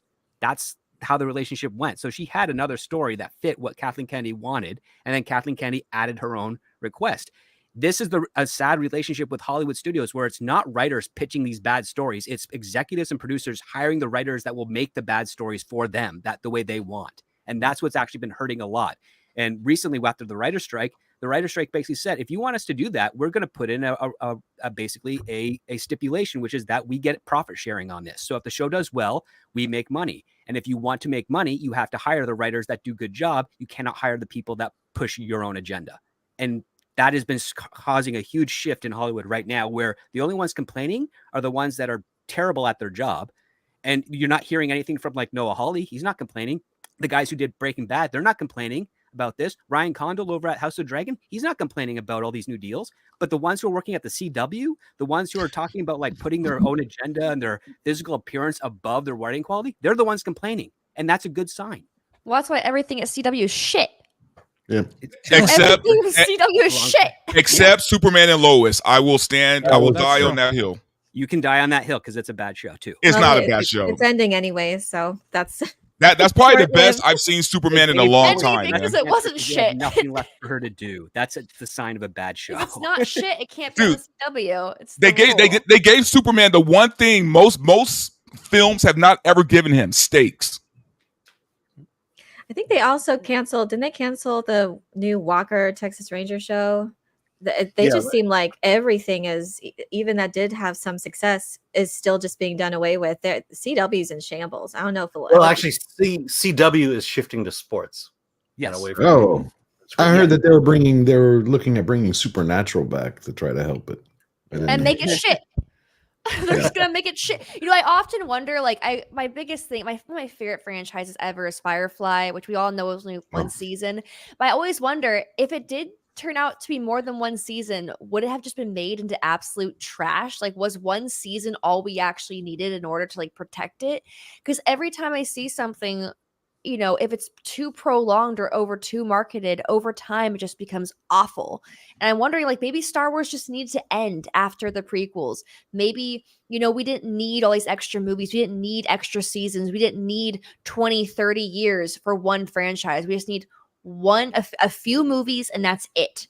But the problem is Disney spent $4 billion for the franchise, so they're going to make it back. Star Wars is like the best multimedia franchise, and that's how I I didn't really connect that much with the prequels, but I love the Old Republic era, and I love those video games. So there were books and there were comics, or I was more into the books, but books and video games that those movies really expanded into, and I really grasped onto that. So I think that's what, if they can do it right, they can really make this special for all of these different, for fans to explore Star Wars and all these different mediums. But you need that visionary. You needed George Lucas to kind of protect it, to kind of just act as that creative visionary and let the other creatives get in there and do what they do best, which is create a great book, create a great game. And that's why we were able to have decades and decades of awesome things. But I guess it's, I don't know. Could you I think we imagine could get that? back there. Would I we like be- the Fallen Order game, actually. I like Cal Kestis. I think there's potential there, but What do you think of the Clone Wars series? I liked it. I like the 2D Clone Wars. That's my favorite. Me too. Yeah, Gindi. Yeah. It Now, would fits we in be the movies. saying any of this though? If they had done it right, like, would there be too much? You know, when you hear it's the same thing they say with comic books movies. They're like, okay, you know, it's comic book fatigue. Would it have been for comic book fatigue if they had all been of the same caliber of like Winter Soldier or? No. No. Of course Because not. the Okay, original Star Wars. Republic If you had done it correctly, people would want more, not less. Yes. Because we're an No, addicted no, species. exactly. Yeah. We would want more, but the problem is that it's never going to be as good, which is why I'm not saying, oh, we shouldn't do more. What I'm saying is that it's almost like you don't want there to be more in order to protect it. Like Gotcha. at this point, Star Wars is destroyed. Like there's no going back. You can't really make something else to save it, right? So James Gunn is now going to be working in the Batman franchise, and I'm so excited for that because I'm a huge, huge fan of the comic books, and I'm very particular when it comes to casting and how these films are made. And I have yet to really see a Batman movie that I really grasp onto. And so I'm really hoping, because James did a great job with the Guardians movies. He was like, it was the one exception that Marvel had. But at the same time, I'm kind of sitting here like, I've already seen it thrown in the dirt so many times. How much more can I take? We don't need to bring Supernatural back. We don't need, more Harry Potter or more Lord of the Rings. We just don't need it. Like it was done. It was good enough. And I'm really excited for the Harry Potter show. But after seeing what they did with Fantastic Beasts and mess with the Harry Potter lore and all that, I don't know. I'm not really excited to watch my favorite things be spat on. Well, and the weird thing is the demographic, right? Because we are the Star Wars fans. I was on Derek Anderson's show Saturday, DA, and he had a guest on who brought on his teenage son to talk to us, right? About, how many movies do you guys watch, right? Talking to his generation. He says he sees 3 movies a year. 3 movies a year. Other than that, him and his friends are on Twitch and YouTube. They don't care about movies. They don't care about TV shows. So who are they marketing this stuff to? Because the youngins don't care. And they're pissing off all of us. So who's their market? Yeah, my daughter's the same way. All her friends, none of them like Star Wars. None of them care about Star Wars except one, and he hates Disney Star Wars. Yeah. And that comes down to the fact that the creative side of the industry is not competing with social media, YouTube, and video games. They're just not putting in the effort in the right way, and they're not spending the right money, which is you gotta have lower costs and higher returns. That's the best way. You can't do it any other faction. If you keep on spending $150+ million on a franchise film, you're betting against yourself to make that money back. Well, let's say this. Okay, all of us here have seen 1 and 2 episodes. Mm-hmm. Do you care about episode 3 and 4? Alan and I watched 3 and 4 out of obligation. But if you were just a casual fan or a normie, you see 1 and 2, are you continuing to watch the series? No. Well, I would have checked out. Alan did such a good job of selling episode 3. Now I have to watch it. Yeah. I have to Because watch of the Alan. dumpster fire. Well, the way I described it is like some of the shows that we've gotten are just bad, and we're just like, whatever. This is like a really bad accident, and you want to slow down and watch it, and you're like, oh no, man, I gotta go. Like, we just caught this thing. Like, look what's going on. It's like it's exciting how spectacularly bad it is. But and I then know like General. the thing. The thing is, like, I was like, whatever, maybe I'll watch episode. I wasn't sure if I was gonna watch it, and then Alan said, "Oh boy," and I was like, "Dang it! Now I have to watch it because I gotta know how bad it is." You're welcome, Disney. I would rather watch Yeah. the same movies from the 80s and 70s and 90s over and over and over and over again until the day I die than watch another episode of Acolyte. I feel like Ever general again. audiences would definitely have tuned out, if not during episode 1, definitely after. It was so boring, and if you can't hook the audience, you have 8 episodes and they're like 30 minutes. You need to immediately hook the audience. And I was only watching just to again watch the dumpster fire, but for normies, general audiences, there was no reason to there was no hook. There was nothing really interesting, intriguing, or immersive. There was no, it was a murder mystery without the mystery there. And I guarantee, I think we're going to have another Rings of Power situation. They're not going to be honest about the numbers, but like how many people checked out? I think domestically, like only 37% finished it. And it was even worse, I think, internationally. That first season of Rings of Power, I think, is very similar to that. It's just so boring. It's possibly its greatest atrocity. If you can't keep people entertained and immersed into this story, then yeah, they're going to check out, because there's plenty of other entertainment. We are in no shortage of entertainment that's out there. We're saturated with it. Yeah, we're going to spend our precious time elsewhere. Alan, maybe you can answer this question for me. So take the MCU out, take Star Wars out, take Disney film out, right? Mm-hmm. Are their parks doing so well that they can cover all the losses from all these films? Are their Yes. merchandise doing so well that they can cover the Yes. losses of all these films? Yes. I would say they could before. From what I'm seeing, is Disney is declining across the board. Really? You can only rely so much on the theme parks, and you look at the debacle that Tiana's Bayou Adventure is going through. Wait a minute. Wait, that's not debacle, because I helping. just wrote it. How was it? Well, in Why terms is of- it? I actually, so full disclosure, I enjoyed it. I think it's a better ride. And the only reason I'm saying I do miss Splash Mountain for the sake of nostalgia, it needed new animatronics and the inside is beautifully done. I will say Tiana is not the most popular princess or more popular movie, but ride wise, it does look better. Like viewing wise, it looks a lot better. Well, the debacle what I'm referring to is Mhm. the previews, probably before you were you had written it, but there was just constant closures. The engineering was breaking down constantly. It sounds like they got it First working. day, again. they fixed it Yeah. for sure. The first day, because I got to go to the cast previews. The first day was an absolute shit show, and they fixed it pretty quickly. It's a beautiful ride. I can understand why people, because I was very upset when they closed Splash Mountain. It was one of my favorite rides, but it is beautifully done. Like, they didn't do it Right, poorly. but it's a They did PR it very nightmare. well. It's a PR Mhm. nightmare, but even without that, park attendance at Disney has been declining significantly, both at Disneyland Mhm. and at Disney World.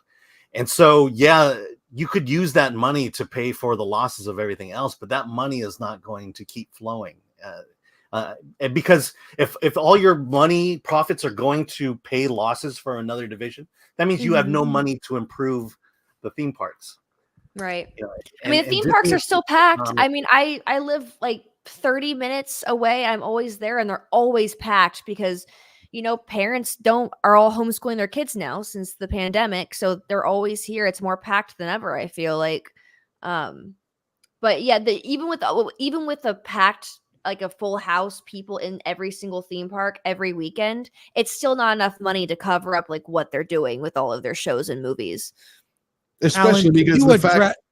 Oh, sorry. No, what I Alan, was going to say is the fact is that Disney Studios, which was one of the smallest divisions of the Disney empire, is doing the most damage because that's the one where average everyday people interact with. It's polluting its entire brand, and I think that's one of the reasons why you see how much money that they're losing. I mean, Hasbro just fired 2,000 of their employees 3 months ago because they're not selling enough Disney product, especially in the store.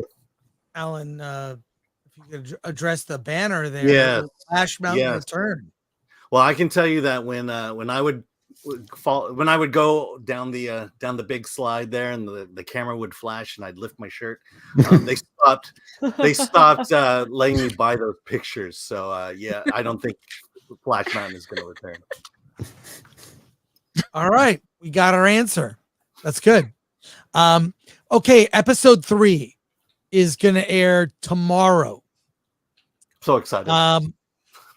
3 of us have seen it, and probably all of you heard what's going to happen. Mhm. Where do we go after that? Does this thing take a dive? They just bragged that they had was it 4.8 million views of the premiere 2 episodes. After that, are they going to be touting new numbers? It's going to fall off a cliff? Thoughts? Well, dude, honestly, I don't trust any numbers, man. We've all seen the Rotten Tomato score, right? Critic score at 96%. Are you shitting me? Are you shitting me? 96%? Well, that's because Disney pays their critics. It's, All better critics are than all House of the paid off. Dragon. Yeah, they all got to go to parties and stuff. And Critics are paid off. That's how influencer marketing works. So if you are an influencer on Instagram or TikTok or YouTube, you will get paid to be an official Rotten Tomatoes critic, right? A critic, and you're paid basically by these companies to like them. So all of my friends who do cosplay with me, they're basically paid, like all the bigger ones, they're paid by different studios. One in particular I think of was when they did the Madam Web, and they were paid to do advertising for Madam Web, and they got to go to the premiere and watch it, and publicly like, oh, it's so great. In private, they hated it. There isn't a single person I know who liked Madam Web, but these people's entire livelihood is based on what these studios want them to say, and they're being paid to be Rotten Tomatoes critics on top of that. So being a movie critic for like Rotten Tomatoes or something means nothing now, because these people are paid to like something. No. Well, as a who Rotten do you Tomatoes critic, contact and how much do they pay?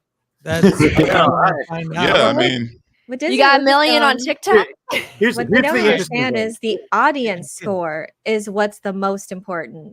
Agreed. That is what they should be striving for, and they don't care. They've long abandoned the fans, but also like general audiences, they don't care. But like, do you think the general audience member or whatever normie is going to look at that score and not think something's up? So a 96% critics rating and 20% audience rating. I mean, we know what's going on. that might be one of the biggest gaps I've seen on Rotten Tomatoes to date. I have never seen a gap that big. That's what she said.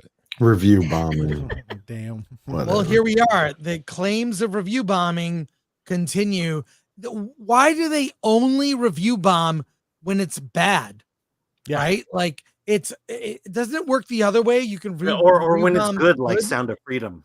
It's almost like they know it's bad, and they know it's trash. I'm so convinced it's all tax write-offs at this point. Like they're hiding something. Well, I and think- I go ahead. Sorry, Ashton. Go ahead. Oh, sorry. I was just saying there's something dirty going on, and I feel like they're just using these things as tax write-offs. Yeah, and I've discovered this a while ago. Like they have companies that they bring in to train journalists and train these people how to respond to social media and how to deal with social media backlash and stuff. So review bombing is just like, oh, well, if we throw that out there, then we can just kind of discredit anybody that's calling out our show. It's the same reason you go like, well, you don't like our show because you're racist or you're homophobic or you're a misogynist. It's like, well, if we say that, then that kind of discredits it. Somebody goes, like some regular person reads an article and goes, oh, wow, okay, so it's not really bad. People are just acting stupid, or it's a bunch of basement dwellers not listening to the fact that fans of the show are really unhappy with this stuff. Because they don't care about the fans anymore, because you're an evil white male. Yep. That's the only thing they can think of is, oh, you must be racist, sexist, transphobic, something. They don't want to accept the fact they made something so poorly done and that nobody actually cares about what they've written. People want the stories and the characters, and they want good stories and good characters that they know and love. And these people do not care. They want to put out their very bland writing. They want to put out the stories that they want to put out, but they can't sell them. So they stamp Star Wars on it. That's what's happening. Yeah. Also, I'd like to point out the Watchers is sitting at a 30-something% critics rating. So why do they hate women? I can Why did tell they you. review bomb that movie?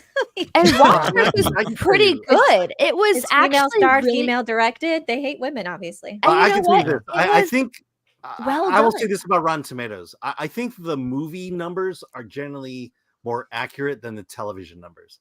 I think television does overwhelmingly positive for studios, that more people are like, the television critics seem to like everything, while I think the movie critics tend to be a little more balanced. Well, and it's funny because like Ash was saying too, like, these guys like on TikTok, there's critics on TikTok that like have millions of followers or, hundreds of thousands of followers, and they'll go on the defensive and they go, I didn't get paid to go see this thing. I didn't get paid to review this. They got a and free then like premiere.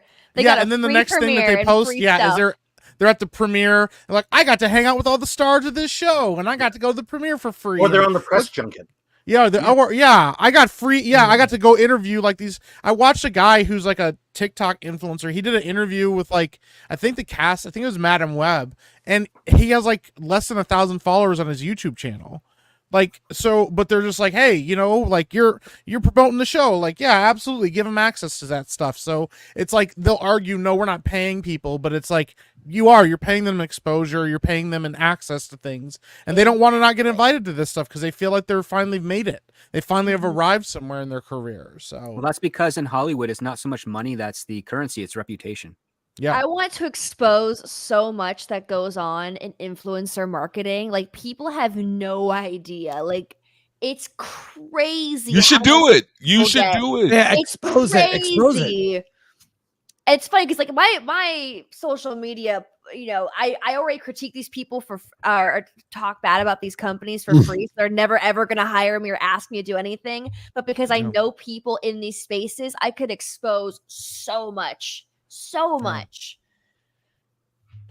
No, the shills need to get exposed. So do it. I will. I Yeah, should. I should put just them come on back to blast. YouTube and do my YouTube around that, There you go. exposing this stuff because it makes me so angry. How like being a movie critic means nothing now. Actually analyzing the cinematography, the story building, the character development means nothing, and it really bothers me how that's just thrown out the window. I gotta say, the best thing is watching the reaction channels, like the Shield ones, react to the Acolyte, because you can see in their face them fighting to say something positive, and they can't. So they talk about the set design or the choreography, like they can't say anything really good about it, but they're trying to, and they have to, but they can't. I recommend doing it because it's hilarious. Well, and the other thing is too, like, and this happens a lot is, and this is it's a natural part of how social media works, is when you have somebody that has a big fan base, they go and they talk about something and they say, oh, this show's really good. The people that don't like it are just like man babies that live in their parents' basement, or, oh, the people that don't like this show are this or that, and they throw out these terms. When anybody pushes back on them, they don't have to defend themselves. Their fan base will defend them. They will come out, and because the way fan bases work, naturally it's supposed to work like this. They're like an immunity, like immune response to people that are attacking the people that they like. They don't want the people that they like to get attacked. They don't want the people that they like to be discredited, because then that means that they've been misled, and they don't want to be misled by this stuff. So you see it a lot, especially on TikTok, where the algorithm is very aggressive and pushes very specific people to certain creators and stuff. And so they'll just be like, oh yeah, I analyze this and I'm telling you it's really, really, really good. And everybody that's saying it's bad obviously doesn't know what they're talking about. And then you go like, no, like, it's obvious you don't know what you're talking about. We have evidence of it, and their fan base will just attack those Anakin people. blew up the Death Star? Yeah. Anakin blew up the Death Star, don't you know? Oh man. We've got a lot of new super chats here, so let's blaze through these. And there's some questions in here. We'll get to them. Go ahead, Alan. All right. From Shinaski for 199. Knights of the Old Republic. What? Twos? Korea? Who? Oh yeah, is who? Knights of the Republic 2 Kreia is who the Acolyte wishes they were. Oh, Yeah, okay. Kreia Mike, is the you're good at reading super chats. You should read them. no. Kreia is a character in Knights of the Republic 2. She's actually, the thing is funny. She's actually a Sith Lord who's pretending to be a Jedi. She used to be a Jedi that got betrayed by them and stuff, but she kind of exists in the game as like a very neutral character that kind of tries to keep your character from going too far to the right or to the left, because she's anti-Sith, but she's also anti-Jedi, and she's like, all of it's bad, and I don't really like the Force and all of that stuff. But at the end of the day, she's actually a Sith Lord, and she's evil. Like she's fundamentally evil, and she accepts that she's evil. She just doesn't want you to be evil so that she can use you for her own gains. So You at the know end of what, though? yeah. Disney does have a weird obsession lately with giving every villain like a backstory, an explanation to why they're evil. Like, why does Cruella have a backstory? We don't need. Not only did they give her a backstory, they basically told us that all the stuff that you heard in 101 Dalmatians never happened. Everything in Sleeping Beauty never happened. It's very odd how Disney doesn't even give you a real backstory of the villain. They just say they were never evil. It was just lies. Yeah, Pay it was no weird that they attention made Maleficent a sympathetic character. I'm like, what? No. Well, I will Who was defend. sad she didn't get invited to a party? Yeah. Cruella I was will killing defend- puppies. Like, I will defend that what? Magnifico in Wish. Oh, Was a bad gosh. guy and didn't have it. I would say the But same no thing. one saw it. Magnifico did nothing wrong. What did Magnifico do wrong? Like, he can't just grant everybody's wish. It would be absolute anarchy. But do you understand? He took away their wishes so that he could protect them all and ensure that war and destruction and nothing would ever happen. Real quick though, George has to go, so thank you, George. Thank Your you. Sunday appreciate show you, is buddy. amazing. We Thanks, George. appreciate you. Thanks for popping by. Let's have you Anytime. on again. I will be on your show very soon. I appreciate the invite. Killing it Awesome. on Here, YouTube, George. man. It's Great good to see you all. Have a I great just week. week. realized You too, George Take it easy, Take George. care. Take care, is man. Eric Gordon's sword behind him. All I right. appreciate that. Let's go to more of these chats Yeah. because there's a lot of them. Go ahead, Yeah. Alan. And to the 4,500 people watching us right now, from Joey Riz for 499. Chris, great to see you, man. I'm 41, and I remember the hate that the prequels got, but this is different. I am down to be part of this funeral. Yeah, we will be doing. We're gonna make an announcement. We're gonna announce the date. It will be a long event because we're gonna invite people on to give eulogies and prepare for it. It's gonna be kind of Rad. crazy. Thank you, Joey. We'll let you know when we're gonna recruit people to be on, guests and whatnot. Go ahead, Yeah. Alan. Keep going. Yeah. And we're still working on the Forest Lawn sponsorship. From Rumble, caveat ties for $. Did I hear CW is picking up Sound of Freedom? I did. What? What? I don't think that's happening. I don't think so. That's There's no way. Yeah, it's Yeah. on Amazon Prime though. You can watch it there. Red Scorpion 2006 for 5. Thank you. If they can do it right, that would require them to see what they were doing wrong. Without self-reflection, there can be no course correction. That's Wow, a that big rhymes. I like This is that. good. Yeah. Yeah. Henry back to play for 499. Welcome back, Henry. Didn't watch what I've heard. Anyone else disturbed that this will be the second Jedi Master who committed suicide by overdosing on the Force? Oh my God, that's right. Well, Luke, he sort of was tired, so he died. Yeah. No, the Yeah, guy was yeah. poisoned, though, right? Yeah, he drank poison. He drank Which poison. I don't know Yeah. why he Poison. waited till that moment to off himself if he was so guilt-ridden that he was willing to Yes. do that. That was stupid. But no, technically the Skywalkers, Luke and Leia, both overexerted themselves with the Force and faded away into. They were just tired, Yeah. and they were like, "Get me out of this franchise." Yeah, they're just sleepy. Yeah. Yeah, that's weird. From Frank Zanka for 199. CW was sold, doesn't have budget for fiction shows. Yeah, that's what I'm saying. I believe CW is moving to sports and Yep. away from dramas. They used to be the starter network for up and coming TV writers, but Yep. the people that they hired were so bad it never made any money, and thus now it is becoming a sports channel.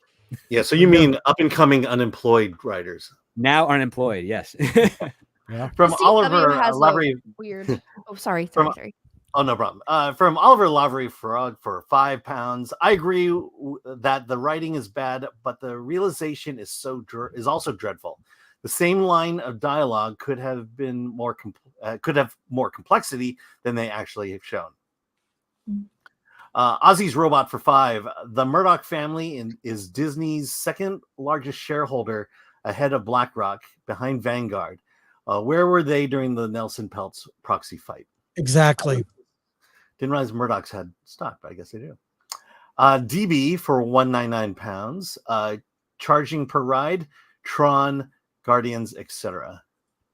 Oh my gosh, Tron was the biggest disappointment I've ever ridden in my entire life. Yeah, they're moving So back towards the tickets. Remember the e-tickets and all that stuff? They're getting back to that practically. Plus admission, because back in the e-ticket days, it was free admission. And now it's like, hey, you want to? Well, actually, no. Tron and Guardians, you have to pay to get on, but if you want to get to the Lightning Lane, you need to pay like $20 per ride, which is ridiculous. Wow. All right, It's from insane. Christopher Zaharik for $5. Just finished watching prequels and original trilogy as a palate cleanser to all the woke Star Wars garbage we now have. Well done. Red Scorpion 2006 for $5. Rotten Tomatoes critic score is indicative of access journalism. It's pay to play. Your ticket to the party depends on your review score. Quid pro quo. That's why Disney stuff tends to do very well in the first few days. From Henry Back to Play for $4.99. Hail Chris and Alan. Hail chat. Please smash that like button. Fire. And from Joey G for $5. Disney is protecting themselves for investors. Don't listen to incels. The show's not bad. Those are bad actors. Safely invest your millions in us. All right. Give me 1 second here. Here we go. From Nick Brown for $4.99. Thank you. Ryan Kinnell noticed that all the 5-star reviews were done by people who had never reviewed anything other than The Acolyte. Kind of sus. Interesting. And again, from Beardo's Secret Hatred of Quadriplegics. Beardo. Jesus, man. Me, Alan Ing, read better. Me, Alan Ing, read better than Beardo. Lock it in. Yay. So bad. I could say, look, I have dyslexia. I at least have an excuse. From Jean-Hu for $7.42. A reminder from some Star Wars. Sorry. Speaking of which, reminder for some fun Star Wars, check out Attack on the Death Star 2 Thunderstruck by Saul Avenue NU. Cool. And there we go. Final thoughts, because next week it's all going to change.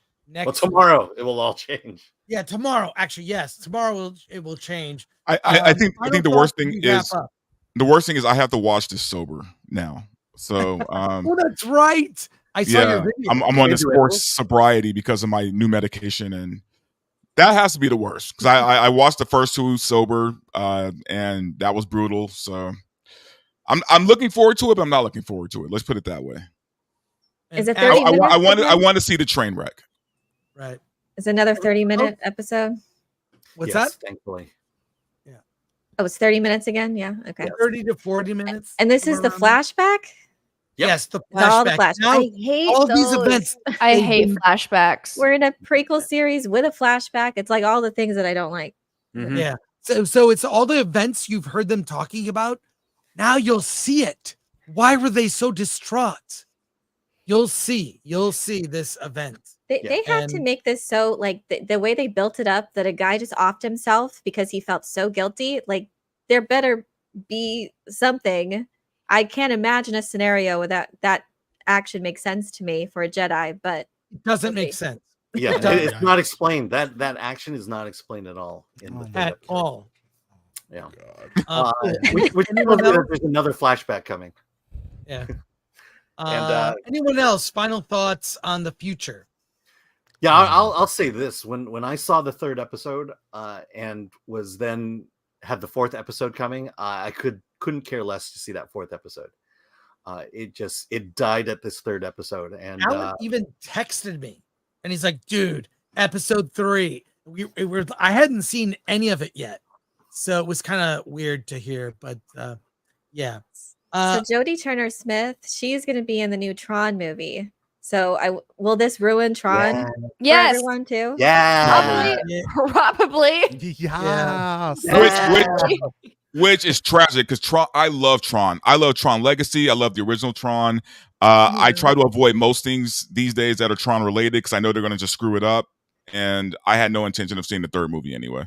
I They're think only Jared Leto's remaking already it put a because they're nail in trying to that sell our coffin. terrible ride. No. Those I are predict in why. Tron they're going to make Bit non-binary. Probably. Because now I'm dreading the press circuit for that. I've already seen the press for so far for her role. Cameron Monaghan is in it. Jeff Bridges is in it. So there's like some things I hope, but I just don't. You have to make people come see this movie, and I don't know. Jared Leto's the biggest draw.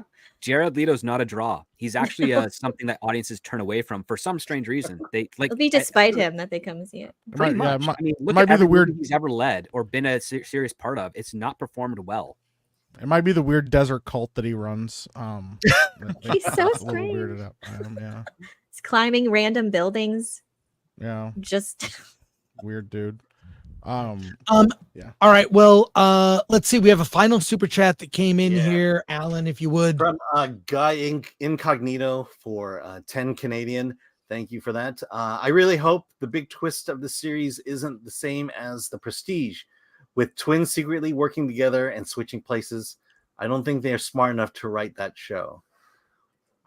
Yeah. I Well, agree. thank you for the 10. Yeah, But the well, that's Prestige- it. I'd like to invite everybody back next week if you're available. I think we'll have it at a more reasonable time. Sure. My apologies for the early start time.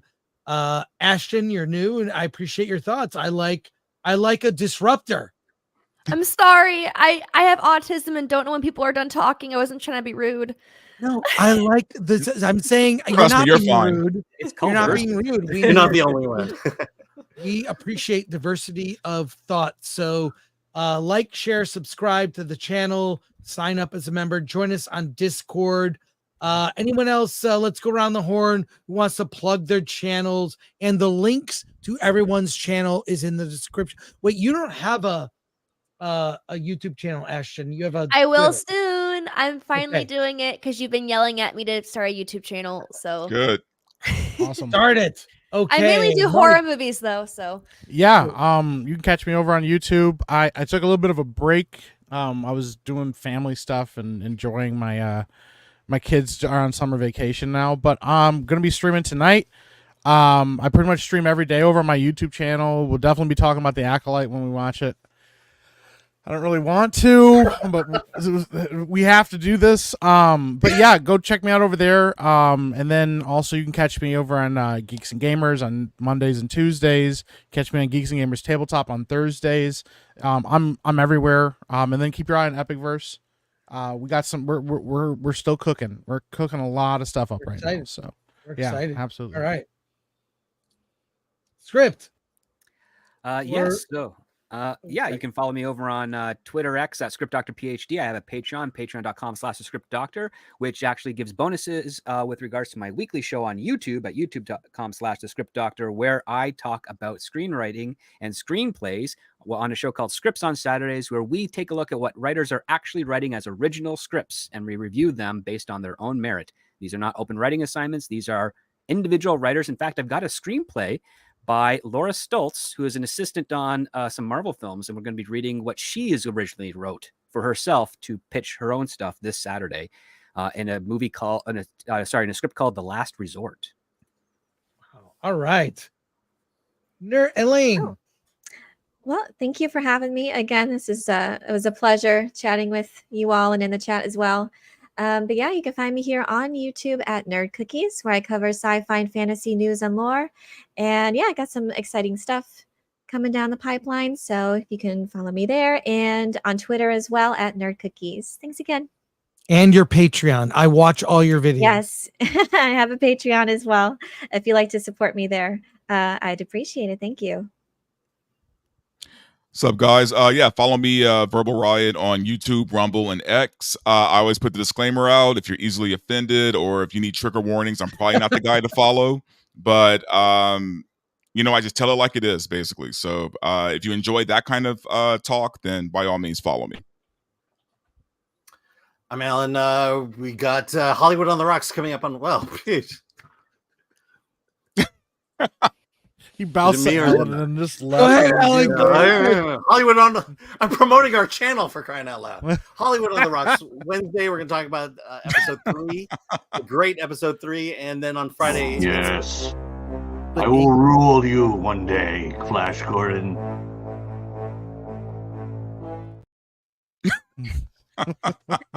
That's my cosplay. I'm now a cosplayer. It's so good. Like it's And here we go.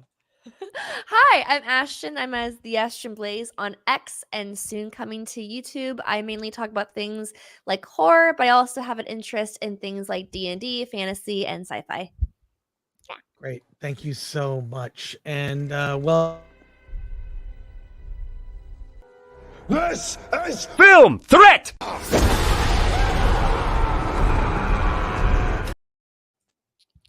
all right. So we're gonna wrap things up then, and we will be back next week. We're back at we're doing Hollywood on the Rocks on Wednesday, and then because Alan and I are seeing movies on Tuesday, and we'll be back next week and probably talking about this and preparing for our funeral. Follow us on Film Thread, and thank you everyone. Thank you to all my guests. I appreciate you. Oh, and if you ever want me on your shows, I'd love to be on. Please. Yay! So take care, everyone. That's it for Versus on a Monday. Take care. Bye now. Oh, and thanks to our mods. Sorry, I forgot this. Our mods: Lord Thoth, Latino Slant, Gridiron Masters. I almost forgot, folks, and the audience. Your comments, And Lori are so- and Atomic Lori. yeah, and Atomic Lori and Alan. And My Glenn friend, Nitro. we're going out to dinner tomorrow. Alan and I have a movie date. nice. We're seeing the new Disney movie. Which we'll There's a talk new about. Disney movie? Yeah, What are Inside we Out. seeing, Alan? Oh, Inside Out too. It's a Pixar. All right. Take care, everyone. Alan. Let's get out of here.